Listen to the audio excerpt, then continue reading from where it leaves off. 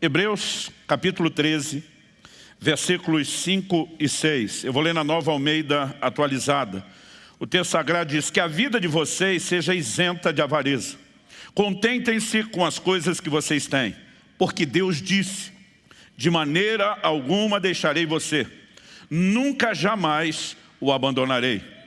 Assim, afirmemos confiantemente, o Senhor é o meu auxílio, não temerei. O que é que alguém pode me fazer? Meu Deus, suplicamos graça e favor, suplicamos a liderança do Teu Espírito, o Espírito Santo da verdade, que Ele ilumine os olhos do nosso entendimento, que Ele nos permita adentrar num lugar de compreensão, não meramente racional ou intelectual, mas de entendimento espiritual. Que a medida de fé que o Senhor tem repartido com o coração de cada um seja estimulada, renovada, avivada hoje pelo poder da Tua Palavra, que ela venha debaixo daquela aplicação personalizada que só o Senhor pode fazer, que ela cumpra o propósito pelo qual tem sido liberada e que ela seja acompanhada, ó Deus, dos sinais que testemunham a veracidade da Tua Palavra. Falamos nesse lugar hoje, um ambiente de intervenção, de manifestação da parte de Deus. Falamos nesse lugar e para aqueles que nos acompanham à distância, um ambiente de milagres, que a Tua Palavra produza resultados. Nós oramos e desde já Te damos glória, honra e louvor. Em nome de Jesus. Amém. Amém. Bom, o autor de Hebreus, movido, inspirado, dirigido pelo Espírito, faz duas declarações que nós não podemos desconectar. Primeiro ele diz, porque Deus disse. Depois na sequência ele diz, assim afirmemos confiantemente. Eu vou repetir, porque Deus disse, assim afirmemos. Basicamente, a lógica por trás dessa declaração é que a minha e a sua fala, ela precisa estar alinhada com a fala de Deus. Há uma reação esperada por parte daqueles que creem em Deus, que eles possam aprender a falar de acordo com aquilo que Deus tem falado. Então, quando o escritor de Hebreus diz, porque Deus disse, ele está fazendo uma provável citação ou de Deuteronômio 31, de 6 a 8, ou de Josué capítulo 1, verso 5, ou até mesmo um misto de ambos. O que é que nós lemos nesses versículos? Em Deuteronômio 31, de 6 a 8, Moisés, da parte de Deus, diz para aquela geração que havia saído do Egito, estava caminhando em direção à terra prometida e agora viveria a fase, era praticamente uma segunda geração que sob a liderança de Josué iria entrar na terra prometida. Ele diz, sejam fortes e corajosos, não tenham medo, nem fiquem apavorados diante deles, está falando dos cananeus, porque o Senhor seu Deus é quem vai com vocês, Ele não os deixará, nem os abandonará. Vou repetir, Ele não os deixará, nem os abandonará. Moisés chamou Josué e lhe disse na presença de todo Israel, seja forte e corajoso, porque com este povo você entrará na terra que o Senhor, sob juramento, prometeu dar a seus pais, e você os fará herdá-la. O Senhor é quem irá à sua frente, agora ele está falando com o líder, Ele estará com você, não o deixará, nem o abandonará. Vou repetir, Ele estará com você, não o deixará, nem o abandonará. Não tenha medo, nem fique assustado. Depois que Moisés morre, o próprio Deus lembra Josué e diz no capítulo 1, no verso 5, ninguém poderá resistir a você todos os dias da sua vida. Assim como estive com Moisés, estarei com você. Não o deixarei, nem o abandonarei. O autor de Hebreus diz, porque ele disse, ele faz menção das Escrituras, declarações feitas pelo próprio Deus. No entanto, o autor de Hebreus nos mostra que essa declaração não era exclusividade da geração de israelitas que iriam entrar na terra prometida. Não era exclusividade de Josué. Que o que Deus falou para eles é a sua intenção para com todos nós. Então ele está dizendo e aplicando para nós. Porque Deus disse, de maneira alguma deixarei você, nunca, jamais o abandonarei. Ele está citando as Escrituras. Ele diz, assim afirmemos confiantemente. E agora o assim afirmemos, ele cita de novo outra porção das Escrituras, que é o Salmo 118, 6. O Senhor está comigo, não temerei. O que é que alguém pode me fazer? Ou como diz as versões mais clássicas, o que me poderá fazer o homem? Então ele diz, de acordo com o que Deus diz, nós vamos dizer em linha. E aqui, ele cita uma porção das Escrituras. E agora, na hora de falar da nossa declaração, ele cita outra, né? Assim afirmemos confiantemente, o Senhor é meu auxílio, não temerei. O que é que alguém pode me fazer? A verdade é que nossa fala deve estar alinhada com a fala divina. O tema da minha mensagem hoje é declarando a palavra. Um princípio de fé importantíssimo, fundamental. E eu gostaria de expor isso baseado em 3 fundamentos ou alicerces bem distintos. O primeiro deles eu quero te mostrar pelas Escrituras que a fé tem uma confissão. Depois, em segundo lugar, eu quero te mostrar que aquilo que falamos exterioriza a fé. E em terceiro e último lugar, que a fé falada materializa as realidades espirituais. Então, eu quero também chamar a sua atenção, enquanto começamos, que o reconhecimento de que a verdade nas nossas vidas não é necessariamente determinada pelas circunstâncias, mas pela palavra de Deus, é fundamental na vida dos que creem, dos que querem andar e caminhar com Deus. Então, vamos lá. Eu gostaria que, em primeiro lugar, só para efeito didático, não tem nada espiritual nisso, você repetisse comigo o primeiro princípio. Diga, a fé tem uma confissão. Agora, aquele segundo momento que você estava esperando, eu pedi para repetir com mais gosto e vontade. Vamos lá. A fé tem uma confissão. O Senhor Jesus fez a seguinte declaração. No Evangelho de Marcos, no capítulo 11, no verso 23, ele nos ensina um princípio bíblico, uma lei espiritual, de se declarar com a boca aquilo que o coração crê. Ele diz, porque em verdade lhes digo que, se alguém disser a esse monte, levante-se, jogue-se no mar, e não duvidar no seu coração, mas crê que se fará o que diz, assim será com ele. Não duvidar no coração, mas crê que se fará o que diz. A Bíblia fala de fé ou dúvida, operando no coração, mas sempre sendo externados por meio da boca. O apóstolo Paulo também escreve aos Romanos. E escrevendo aos Romanos, ele faz inclusive uma citação de Deuteronômio. Romanos capítulo 10, de 8 a 10. Porém, o que se diz? A palavra está perto de você, na sua boca e no seu coração. Essa é a citação do Antigo Testamento, das Escrituras. Então ele diz, isto é, a palavra da fé que pregamos. Se com a boca você confessar Jesus como Senhor, e em seu coração crer que Deus o ressuscitou dentre os mortos, você será salvo. Porque com o coração se crê para a justiça, e com a boca se confessa para a salvação. Com o coração se crê, com a boca se confessa. A fé que está internalizada no coração precisa ser externalizada por meio da nossa declaração, por meio da nossa confissão. E nós precisamos entender, isso é princípio bíblico. Escrevendo aos Coríntios, o apóstolo Paulo nos mostra que a definição do que ele chama de espírito da fé é crer e falar. Segundo aos Coríntios, capítulo 4, verso 13, diz, tendo, porém, o mesmo espírito de fé, como está escrito. Novamente, citação das Escrituras. Eu criei, por isso falei. E ao fazer essa citação do Antigo Testamento, ele faz a aplicação. Também nós cremos, por isso também falamos. Eu vou pedir a gentileza, mais uma vez, de você repetir comigo. Diga, nós cremos, por isso também falamos. Esse por isso mostra que a fé interiorizada precisa ser externalizada. Como? Por meio de confissão. Portanto, a fé tem uma confissão. E na Bíblia, a relação entre a fé e a confissão, a declaração, ela não é apenas inegável. Eu diria que a sua recorrência nos dá a ideia de ênfase e não apenas de informação. É um grande volume de declarações bíblicas nesse sentido. Por quê? Porque de alguma forma Deus está chamando a nossa atenção para a sua importância.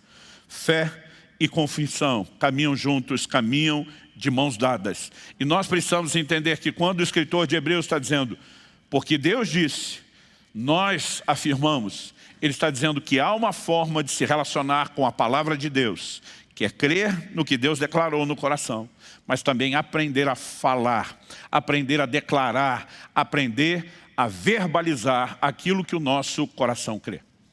Quando você olha para essa geração que Deus está dizendo, né, de uma maneira enfática aqui, quando o autor de Hebreus fala, porque Deus disse, ele cita, nós vemos, tanto Deuteronômio 31, como Josué, capítulo 1. Interessante que Deus está falando com a segunda geração. Eles saíram do Egito quando crianças, mas foram aquelas pessoas que cresceram ao longo da jornada no deserto e iriam entrar na terra de Canaã, porque a primeira geração ficou de fora.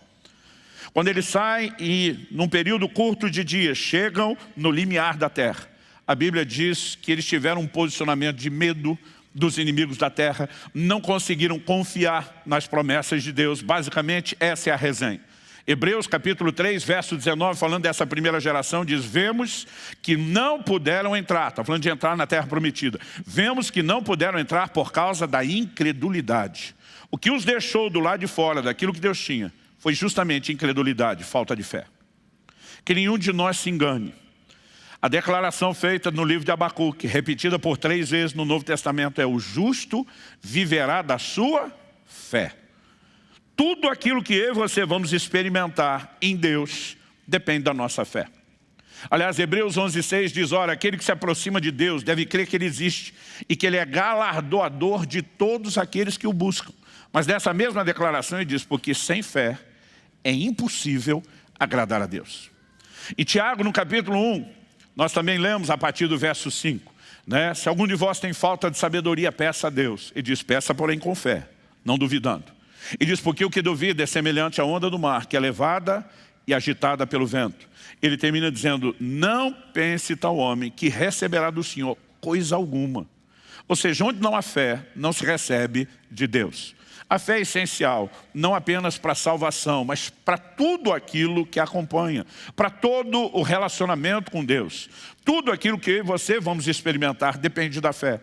Não apenas o nosso destino eterno, quando falamos da plenitude da salvação, mas no Evangelho de João nós também lemos: essa é a vitória que vence o mundo, a nossa fé. Toda e qualquer oposição, adversidade vão requerer de mim e de você um posicionamento de fé. Por isso é tão importante e necessário que eu e você entendamos a natureza da fé, saibamos como operar em fé. Segundo lugar, eu gostaria de destacar que o que falamos exterioriza a nossa fé. Você pode repetir isso comigo? Diga: o que falamos exterioriza a nossa fé. Agora aquela segunda vez empolgada que você só estava esperando eu pedir: o que falamos exterioriza a nossa fé. Então vamos lá. Em Mateus, no capítulo 12, no verso 34, Nosso Senhor diz que a boca fala do que o coração está cheio. Ele diz: raça de víboras, como vocês podem falar coisas boas sendo maus?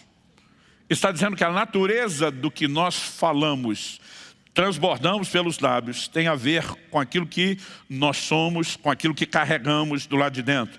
Então ele conclui: porque a boca fala do que o coração está cheio. Eu gosto de dizer que normalmente a confissão revela a fé, ou a falta dela, mas não necessariamente a cria. Quando nós falamos de confissão, eu acho que algumas verdades precisam ser melhor entendidas, porque as pessoas confundem confissão de fé com confissão positiva. Pastor, qual é a diferença?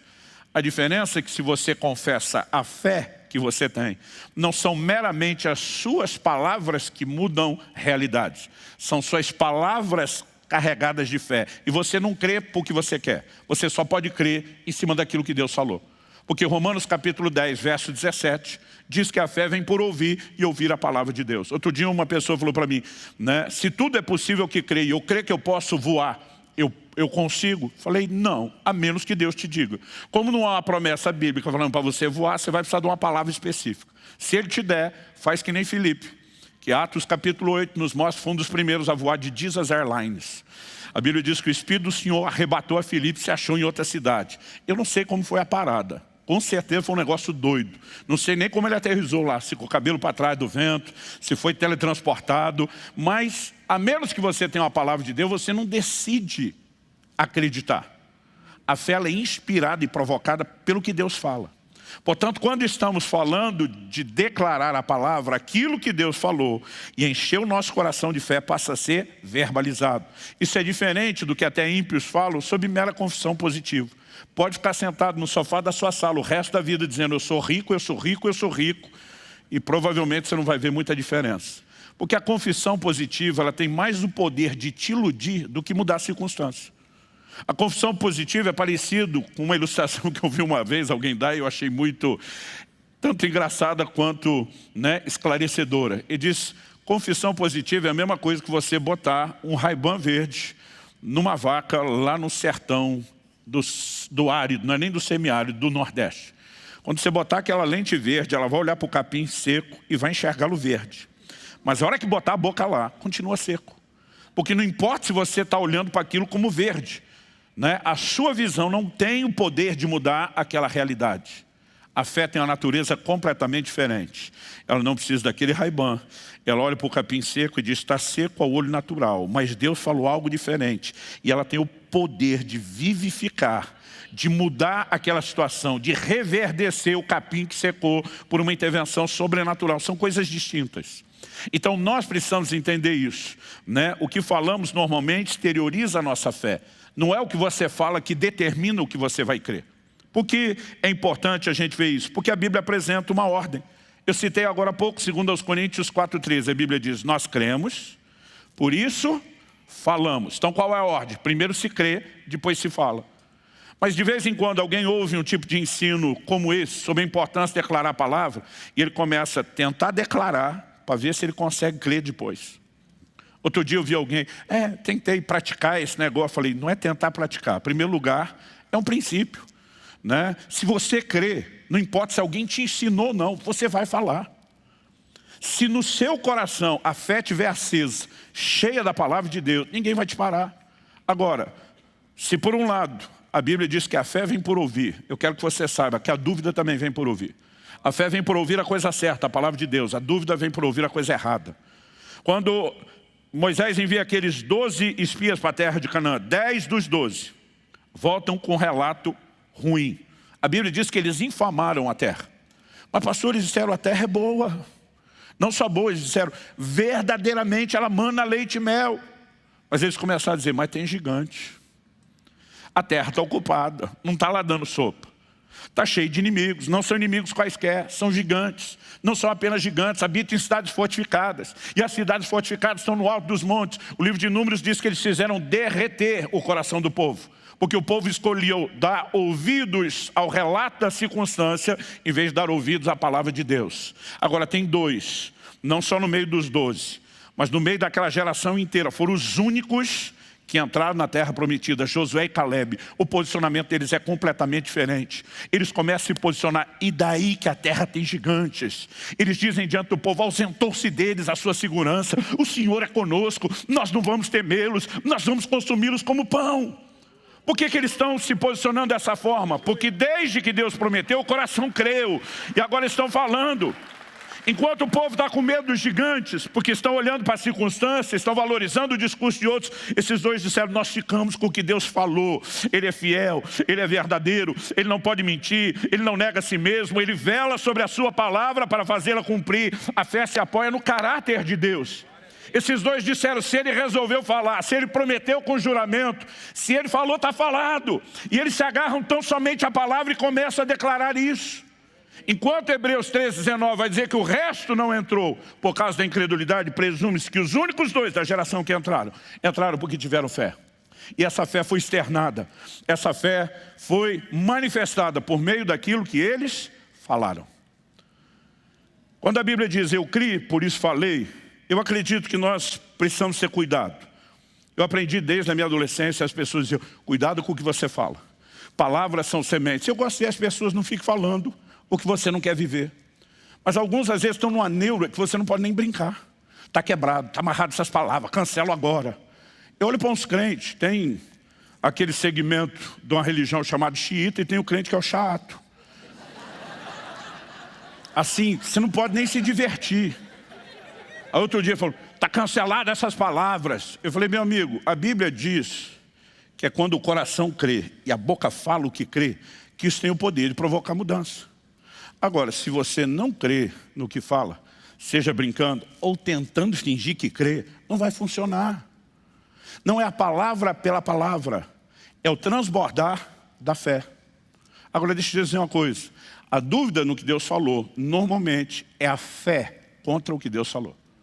Então, até quando a dúvida em relação à promessa de Deus é verbalizada, na verdade, você está expressando a convicção do contrário do que Deus falou. Mas quando verbalizamos o que cremos, isso tem uma química diferenciada e pode ser, com certeza, algo benéfico ou não. Agora, a única coisa que pode determinar o que é que eu e você cremos não é o que nós inventamos, é o que Deus diz.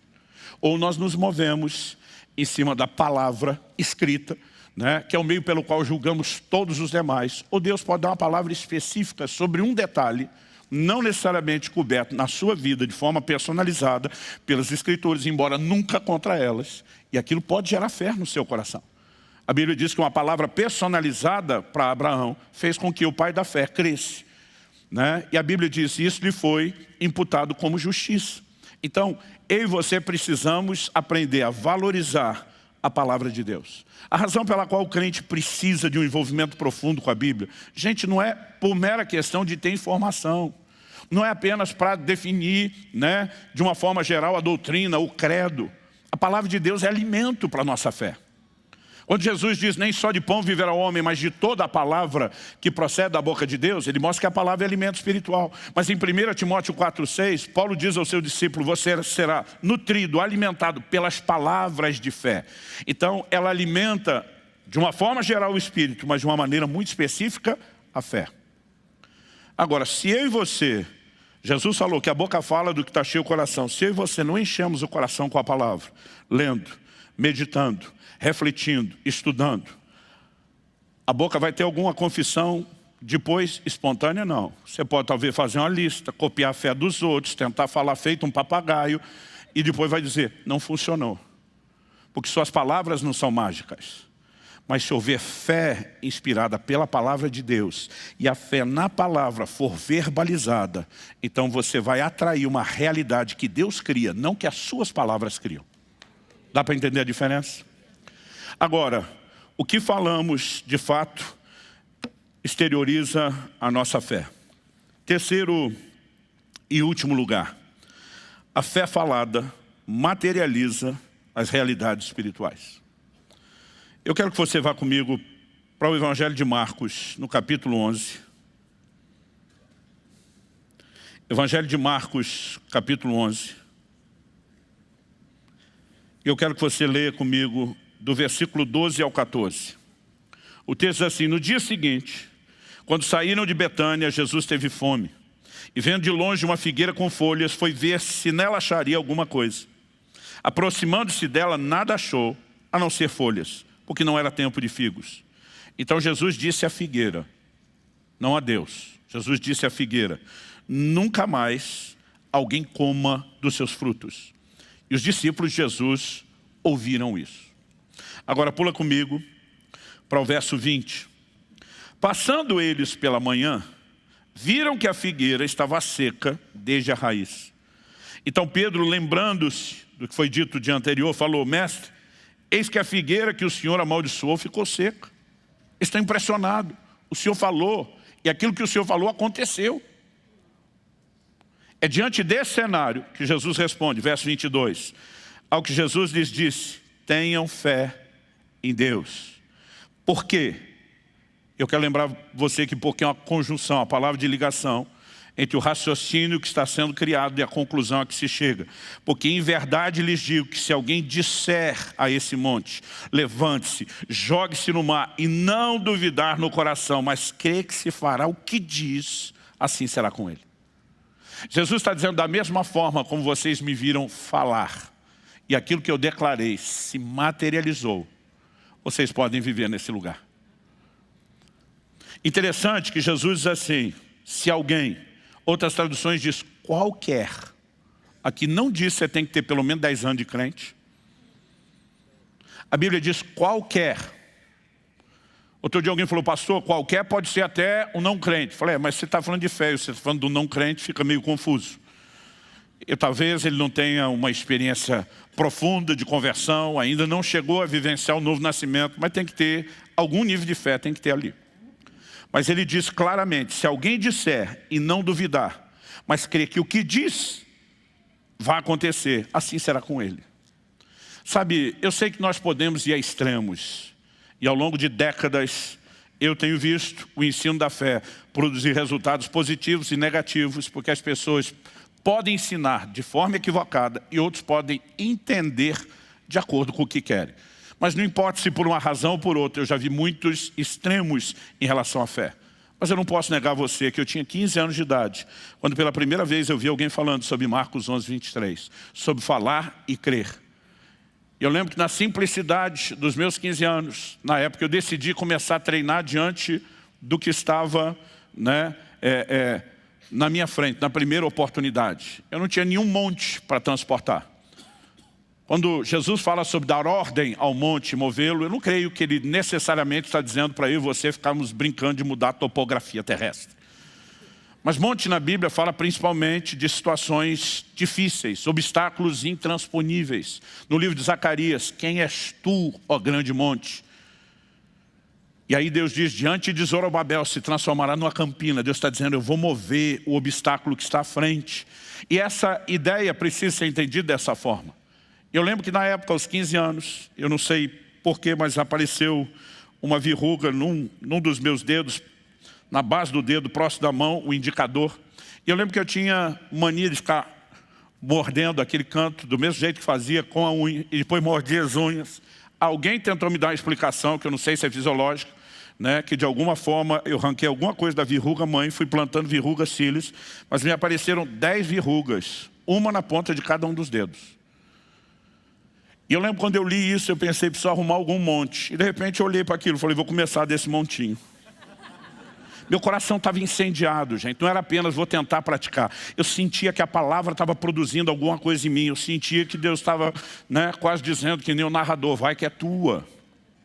E diante daquele estímulo, eu lembro que eu olhei para aquela verruga e falei, dou conta de crer nisso. E eu lembro que eu falei, eu te amaldiçoo como Jesus fez com a figueira. Eu te ordeno secar. Eu te mando, e aí eu pensei, para que mar?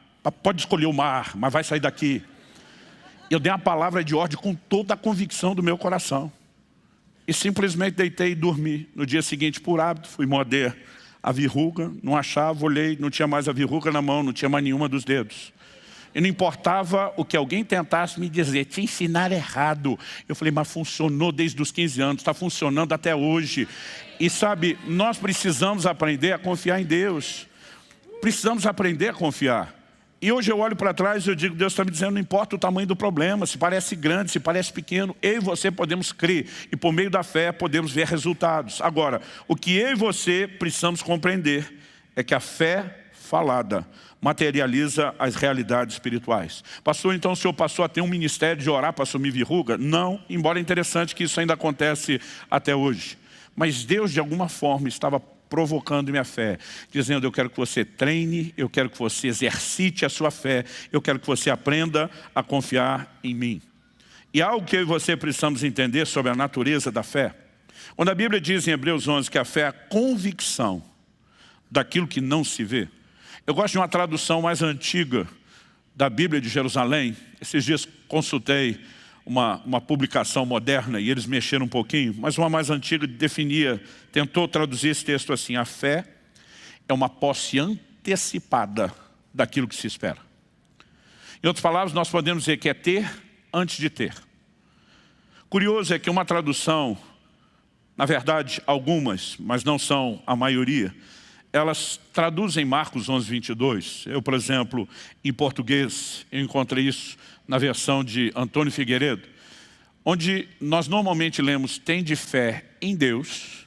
Algumas traduções optaram, e alguns comentaristas, né, estudiosos da área, sugerem que uma das possíveis traduções é tende a fé de Deus. Em outras palavras, a fé que Deus tem. Imite Deus. Por que eu estou dizendo isso?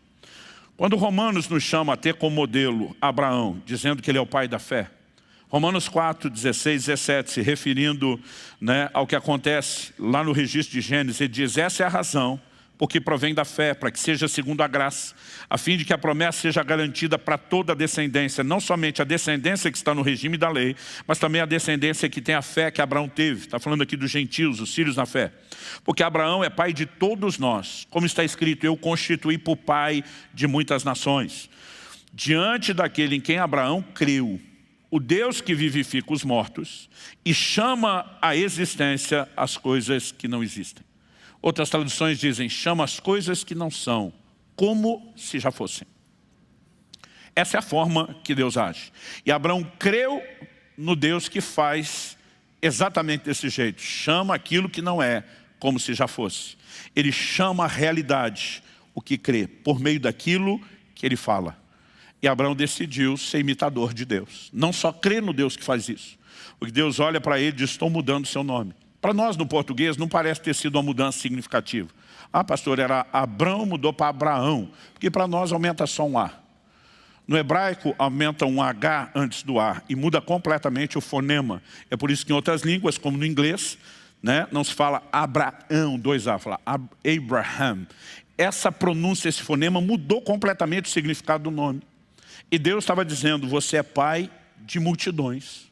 O camarada ainda não tem nenhum filho. Deus diz, a partir de hoje, seu nome é pai de multidões. Deus está chamando o que não é, como se já fosse.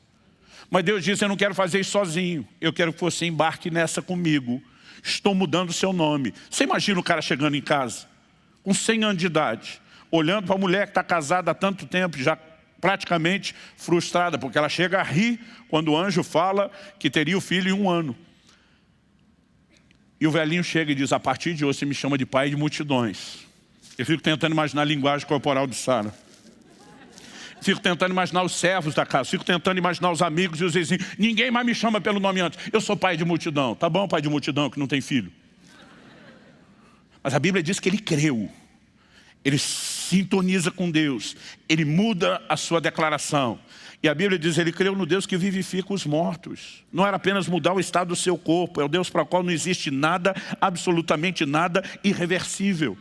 E ele diz, e eu vou fazer do jeito que Deus faz. Eu vou chamar o que não é, como se já fosse.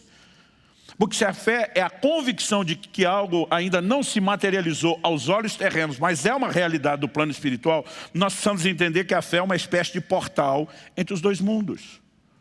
Entre as duas dimensões. Há um reino natural, há um reino espiritual. Eu vou falar melhor sobre isso outro domingo. Mas nós precisamos entender que a fé tem a capacidade de trazer. Por isso que eu estou falando. Não é apenas declarar o que você quer acreditar. A sua fé precisa vir de algo que Deus falou. Quem muda realidades é Deus. E nós cedemos a nossa fé e a nossa confissão para que elas cooperem com o Deus que muda realidades. Com o Deus que vivifica os mortos. Quem vivifica os mortos não é a sua confissão. É Deus. Mas a sua fé naquilo que Ele fala, a sua declaração, a sua confissão tem o poder de permitir que as mudanças que Deus viabiliza se manifestem. Quem está entendendo, diga amém. Abacuque, capítulo 3, dos versos 17 a 19. É o famoso e conhecido cântico de Abacuque. Ainda que a figueira não floresça, que não haja fruto na vide, que o produto da oliveira minta, que os campos não produzam mantimento, que o rebanho seja exterminado da malhada, nos currais não haja gado. O cara está falando numa época onde tudo, financeiro e materialmente falando, dependia da agropecuária. Ainda que a casa caia, que o circo pegue fogo, que tudo vá para o beleléu. E diz, todavia, eu me alegrarei no Senhor, exultarei no Deus da minha salvação. Por que, Abacuque? Porque você perdeu o juízo? Porque alguém festejaria no meio do caos?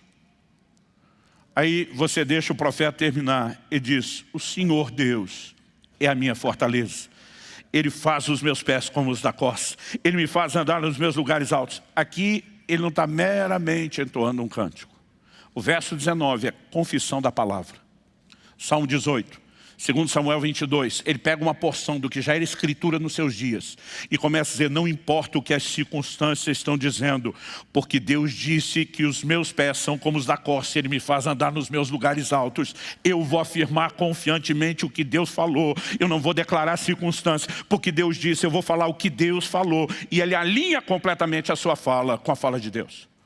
O problema é que muitas vezes nós queremos dar uma de Abacuque, vamos alegrar no meio do caos, sem a confiança no Deus que muda o caos.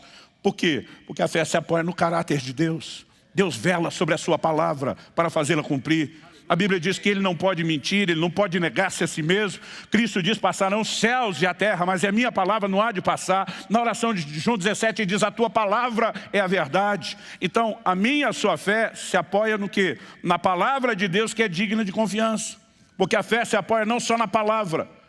Quando nos apoiamos na palavra, nós estamos dizendo, nós apoiamos a fé no seu caráter imutável, na sua incapacidade de mentir. Quando Pedro diz, sobre a tua palavra lançarei as redes, ele está dizendo, toda atitude de fé é baseada no compromisso que o Senhor fez. É por isso que Josué e Caleb dizem, e daí que tem gigante, e daí que o cenário está caótico, quem foi favorecido é a gente, a palavra de Deus está conosco, a palavra de Deus nos foi dada.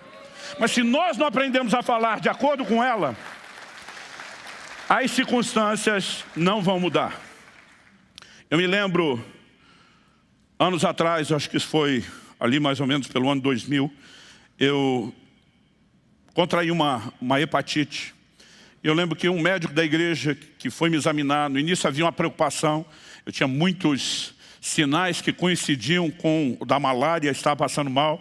Eu havia estado na Amazônia, na África, né? E a gente foi ficando alerta, acompanhando, até que finalmente o resultado saiu. Então logo saiu o resultado do exame, apareceu aquela icterícia, o amarelão da pele, dos olhos, e ele falou, pastor, dos males o menor. Né? Nós estamos lidando com hepatite, descobrimos o que é, tanto ela como malária atacam o fígado, os sintomas às vezes são parecidos, mas eu lembro que ele falou assim, nós não temos remédio, não tem outro tratamento a não ser repouso. O médico disse, seu fígado está virado na gelatina e o senhor vai ter que parar, porque nós não podemos ter problema, né, de comprometer o seu fígado. Ele falou, e se o senhor não parar por bem, eu venho com a polícia e eu lhe interno à força. Ele falou, na igreja manda o senhor, aqui no consultório mando eu. Eu falei, sim senhor, vou parar. Né? Ele sabiamente chamou para consulta a dona Kelly, que estava lá, ouvindo tudo que ela estava dizendo. Ela disse, cancela a agenda agora. Eu falei, estou cancelando, estou parando. Vocês podem diminuir esse complô. E no início ainda pensei, eu estava na correria, era o mês de dezembro, final de ano, eu cansado do ritmo. Falei, estou até precisando de uns dias para descansar. Vai ser bom. Agora, o imperativo ele não precisa de muito descanso. Ou ele acredita que não. Depois de uma semana em casa, eu estava me consumindo já. Eu pensei, 40 dias, só passou uma semana. E aquele negócio começou a me incomodar, mas eu falei, eu tenho que vencer, eu tenho que superar. Mas perto de 10 dias, eu lembro de um momento que eu estava orando, e não estava orando por isso. E Deus abriu os meus olhos. Eu não tenho tempo, e mesmo que tivesse, não consigo explicar a clareza do entendimento que eu tive. Eu percebi que não só eu, mas todos os pastores com suas famílias estavam debaixo de um ataque cerrado do inimigo. Não é o tipo de coisa que eu parei, por falta de opção, deve ser isso. 10 dias depois, no momento de oração, Deus me abriu aquela clareza. Quando eu entendi que a gente estava debaixo de ataque do inimigo, no momento significativo da igreja, e que havia uma tentativa do inimigo nos parar, falei, Deus não me mostrou isso à toa. Eu é que não fico parado mais 30 dias. E naquele momento, o que Deus falou, ainda que de forma personalizada, provocou no meu coração fé. Mas no início, eu comecei tentando imitar a fé que eu manifestei em outros momentos. Eu comecei tentando imitar outros. Falei, não tem outro remédio, é declarar a palavra de Deus. Passei 2 dias inteiros confessando todos os versículos de cura e de saúde que eu encontrava na Bíblia. Bendiz a minha alma ao Senhor, não se esqueça de nenhum só dos seus benefícios. É Ele quem perdoa todas as tuas iniquidades, Ele quem sara todas as tuas enfermidades. Pelas suas pisaduras estou sarado. Eu ia versículo após versículo, 2 dias inteiros. Depois de 2 dias inteiros, falando sem parar, andando pela casa de um lado para o outro, só ficava falando da Bíblia. Na segunda noite, eu tive um sonho. Qual foi o sonho? O que me incomodava naquele estado de hepatite não era tanto o amarelão, a icterícia da pele e dos olhos. Era, e desculpa, eu não consigo contar histórias sem tocar no que para alguns é nojento, era a cor da urina, que fica muito escura. Quem teve sabe. Cada vez que eu ia ao banheiro, eu via a cor da urina, eu ficava assim, todo estragado por dentro. Aquele negócio me incomodava. Nesse sonho, a única coisa que eu lembro, a hora que eu acordei, eu tinha acabado de sonhar, acordei com aquilo.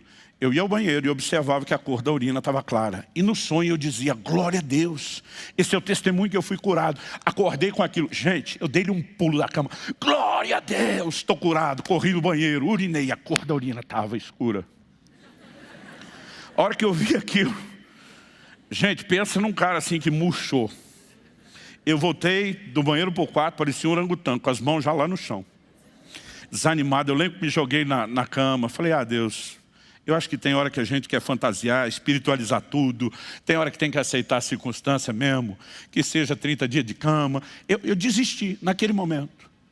Enquanto eu estou ali resmungando, que é o que eu brinco, que eu digo que não é nem oração, é choração. O Espírito Santo falou comigo. Ele diz, eu te mostrei no sonho a realidade espiritual. Você escolheu acreditar na natural. Quando ele falou aquilo, meu amigo, algo dentro de mim brotou, que eu não tinha naqueles 2 dias. Era uma certeza, peraí, o Senhor mostrou, é o Senhor falando. Eu levantei daquela cama e falei, diabo, você tentou me desanimar usando esse negócio. Revanche, nós vamos para o segundo round agora, maluco. Enchi uma jarra d'água e comecei um copo atrás do outro a tomar aquilo, declarando, pelas suas pisaduras fui saurado. Bendize a minha alma ao Senhor, não se esqueça de nenhum só dos seus benefícios, e dele um copo d'água atrás do outro. Quando o tanque encheu e eu precisei esvaziar, a urina estava clara. Essa é a hora que o diabo fala para você, também com o tanto de água que tomou, mas nunca mais ficou escura. Sabe, há um momento onde eu e você precisamos fazer uma escolha, mas não é só encenar o comportamento de quem crê. Durante 2 dias eu estava tentando, para depois ver aqui, não é. Mas quando você se agarra ao que Deus falou e diz, isso aqui é meu, ninguém tira, ninguém toma, e você começa de fato a declarar, isso tem o poder de trazer a concretização, a materialização do que Deus está falando, mudando as circunstâncias. Quem está entendendo? De qualquer forma, eu e você precisamos mudar o discurso. Porque muitos de nós temos falado coisas que não tem nada a ver com o que Deus falou. Muitos de nós temos feito declarações o tempo todo, que às vezes nós não percebemos, são espontâneas, mas elas externam a fé errada ou a falta de fé que nós temos. Isso é uma forma de mudar isso. Não é meramente mudar o discurso, é mudar o depósito. E você temos que nos encher da palavra, o alimento da fé. E você temos que nos encher de tal forma. Jesus diz, a boca fala do que está cheio o coração. E encher não é apenas o momento onde você lê. A Bíblia diz sobre meditar na palavra dia e noite. Tem um momento pós-leitura, onde você vai ter a continuidade daquilo. Você começa a processar, você começa a mastigar aquelas verdades. E à medida que eu e você enchemos o coração, automaticamente, você não precisa esforçar a dizer. Você começa a alinhar aquilo que você fala com aquilo que Deus falou. E quando você está alinhando porque Deus falou e crendo no que Deus falou, aí sim, essas palavras começam a cooperar com o que Deus falou, no sentido de mudar realidades.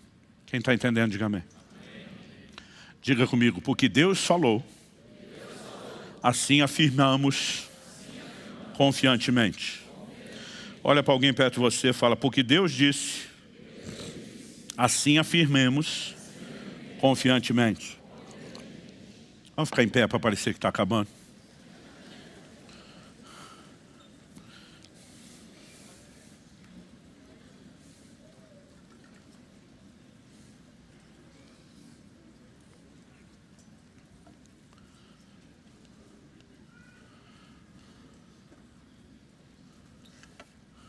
Já são quase 3 décadas e meia decidindo andar por fé. Eu percebo quando eu olho para alguém crendo, que a fé dos outros pode dar dor de barriga na gente que não está crendo igual. Pode deixar a gente desesperado. Mas quando você está se movendo, alguém diz que a fé é um passo no escuro. Eu disse, a fé é um passo no escuro para quem olha a gente dá o passo. Quem dá o passo sabe exatamente onde está pisando. É na palavra de Deus. É naquilo que Deus falou. Ao longo do mês eu quero compartilhar alguns testemunhos. Mas é precioso olhar ao longo de anos e ver tanta intervenção de Deus. Mas a verdade é que Deus não tem filhos prediletos. Eu não aceito a ideia de Deus ter filho predileto. A menos seja eu, aí eu posso abrir uma exceção. Senão, não. Gente, eu sou de uma época onde a Coca-Cola de 1 litro era chamada família, porque era para a família inteira. No nosso caso era para uma família de 5. E era só para o domingo, que não tinha dinheiro para tomar esse negócio todo dia. É por isso que naquela época a gente não sabia que fazia mal, tomava pouco. E eu lembro que minha mãe tinha que colocar os copos de nós, os filhos, e preenchê-los um do lado do outro. E a gente ficava regulando milimetricamente. Ali, tem uma gotinha mais ali, quero aqui também. Sabe, eu não sei se foi o treino, mas até hoje, se eu ver Deus enchendo seu copo, eu vou falar para ele, tem o mesmo direito. Sabe, cada vez que eu vejo alguém que entrou mais fundo em Deus, que foi mais longe, isso me inspira. Porque eu digo, se ele pode, eu também posso. Se ele tem direito, eu também tenho. Eu lembro que esse médico me atendeu no caso da hepatite. O interessante é que Depois daquela ida ao banheiro, a icterícia, o amarelão da pele sumiu, dos olhos sumiu. No dia seguinte, eu apalpando, já não sentia o inchaço da região do fígado. Eu fui lá para o consultório. E quando ele me viu, ele primeiro olhou: o que você está fazendo aqui? Você está em casa. Falei: doutor, o senhor me disse para ficar em casa, a menos que eu aparecesse com uma daquelas histórias que eu conto no púlpito. Ele olhou para mim e falou: não. Falei: sim. Não. Falei: sim, vim para o senhor examinar. Eu lembro que ele me examinava, apalpava, olhava o olho, a pele. Aí eu contei a história e ele dizia: pastor, conosco os meros mortais isso não acontece. Falei: esse é o seu problema. Achar que você não tem direito, achar que você não tem acesso. Eu me recuso a aceitar qualquer crente perto de mim dizendo que ele não tem acesso, que a gente tem algum tipo de privilégio. Todos, por meio de Cristo, temos acesso aos mesmos privilégios. Você pode viver o sobrenatural. E esse mês eu vou me esforçar para pilhar você. Vocês sabem que a dieta tem que ser balanceada. Eu acredito num ambiente que você só se fala disso, você pode construir e levar as pessoas na direção errada. Mas sabe, não falar disso também vai nos levar na direção errada. E nós precisamos. Agora, não é apenas uma verdade bíblica sendo ensinada. Eu creio que é a coisa certa, na hora certa. Há um sopro de Deus esse mês. E você precisa deixar Deus mexer com a sua fé. Eu creio que nós podemos viver coisas incríveis, extraordinárias. E eu quero que você creia nisso. Deixe sua fé ser estimulada, provocada. Talvez você precise ouvir essas ministrações mais de uma vez. Talvez você precise deixar esse negócio realmente mexer, entrar mais fundo, não só na sua mente, mas no seu coração. Mas nossa fé pode e deve ser ativada de uma forma diferenciada. Meu Deus, nós suplicamos graça e favor do alto sobre cada um dos meus irmãos e irmãs nesse lugar. Eu oro, meu Deus, em nome de Jesus, que o Espírito Santo, chamado nas Escrituras de o Espírito da fé, fortaleça, vivifique, provoque, estimule, encoraje, renove a fé dos meus irmãos e irmãs. Abra o nosso entendimento, não apenas hoje, ao longo desse mês, Senhor, para compreender melhor a fé, para corresponder contigo. Nós clamamos em nome de Jesus. Que venha um tempo de realmente receber a orientação da Tua Palavra e o estímulo sobrenatural que só o Senhor, por meio da Tua Palavra, pode produzir. Nós clamamos em nome de Jesus. Em nome de Jesus. Se você crê e concorda, diga amém.